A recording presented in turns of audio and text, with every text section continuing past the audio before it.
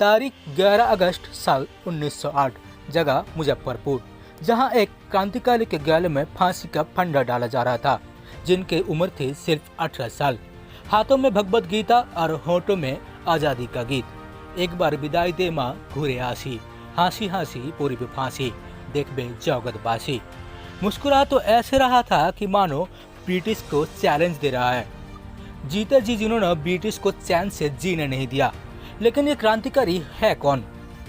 इस क्रांतिकारी का नाम खुदीराम बोस, जिन्होंने 3 दिसंबर 1889 में मेदिनीपुर जिला के महाबोनी गांव में पैदा हुआ था।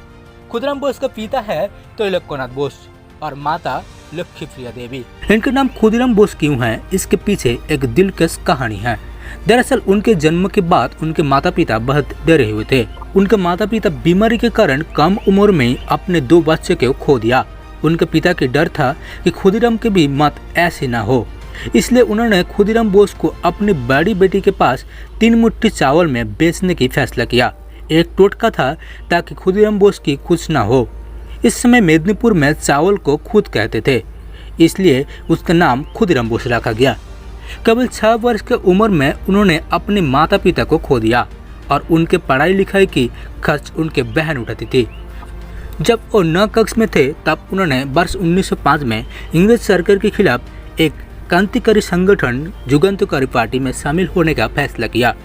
इन्होंने कम उम्र में देश की आज़ादी के लिए अपने पढ़ाई बीच में छोड़ दिया। उस समय एक ब्रिटिश जज क्रांतिकारी पर खूब अत्याचारी करे। उस जज का नाम था डगलस किंग्सफोर्ड और उस समय क्रांतिकारियों ने तय किया कि उस किंग्सफोर्ड को हत्या करके इसका बदला लेंगे और ये हुआ भी। साल 1908 3 अप्रैल बिहार का मुजफ्फरपुर में खुदीराम बोस और क्रांतिकारी प्रफुल्ल चाकी ने एक बागी पर बम से हमला किया और वहां से फरार हो गई।